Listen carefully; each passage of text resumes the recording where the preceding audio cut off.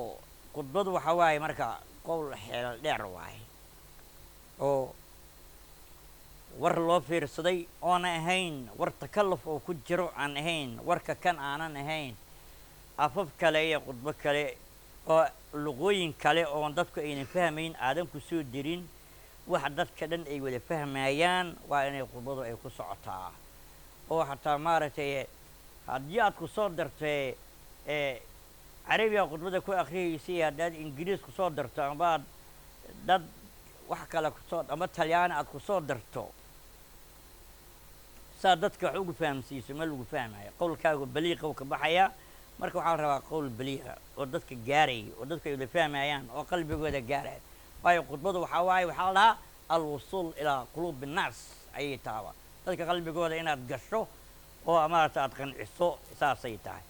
marka hadda waxaa arkaysaa khudbooyinka oo dadkan ay jeedinayaan dadka xoogaa maaragtay bartay culumta madaniga u badanaya xoogaa ingiriis ama talyaani waxyaabahaasay kusoo darsadaanoo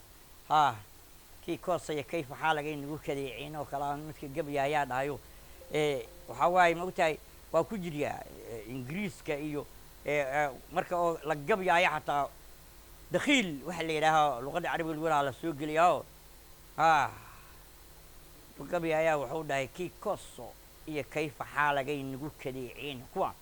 waa isticmaalka uu ka hadlaha carabna waa ku soo diriyay isticmaalka uu ka mid dhig kii kooso iyo kayfa xaalagay nagu kadeeceyne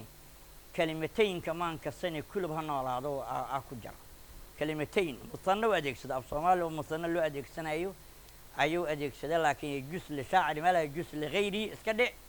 haye oo xagga luqada marka wuxuu yidhi kii kooso kayfa xaalag ay nagu saasay nagu wareeriyeen uu leeyahay isticmaalka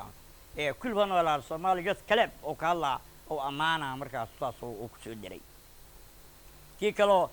carabkaayo ingiriiska uu keenayoo darawalkaayo baabuurka caliyaalo meel yidhaha uga dhiiqday baabuura dhulka ka gala marka nin loo aroorinayo arkay markaasu wuxuu yidhi bilaa caleeg hal cindaka xablun ou dhahay xarig maysa markaasuu yidhi kuma fahmin ou dhahay ninkii looda watay oo looda aroorinayo maadaa taquul ou dhahay maadaa taquul maxaad dhehaysaa waay markay carabi ma yaqaano asagana af soomaaliya ma yaqaano waa la ysku dhumay markaasuu gabiyey ninkii oo looda watay wuu ku gabiyey asagoo u sheegayo wuxuu cabiray dhibka haysta ninkan waxuu sheegaana uunan fahamsanayn kanna wuxuu ku fiicnay wuu qortay wixii cindag iyo calayka laguma maray ciidda calayaalo calaamaad taquul waa wixii caynkan kuu galay yuu yidhi asagoo loodiisa ka watay marka intaasuu soo gudbiyey marka erayadii bilaa calayg hal cindaka maadaa taquul ayagii naftigooda wuxuu uga dhigay oo gabayga ugu dara wari cindak iyo calayka laguma maro ciidda calayaalo wuri calaamaad taquul waa wixii caynkan kuu galay wuri in baabuurku kaa dhiiqdo marka halkaasuu uga tegey marka qol baliiqaa loo baahan yahay daawuud ilaahay isagoo ka xikaana washadadnaa mulkahu yuu dhahay wa aataynaahu alxikma wa fasla alkhidaab waa khudbada ayaa la siiyey oo ilaahay uu siiyey marka sunnadana waxaa u daliila khudbada nadara allaahu imra'an samica mina shay-an fabalagahu kamaa samicahu faruba muballigin awcaa min saamicin xadiidkaas marka qofka warka in dhegayso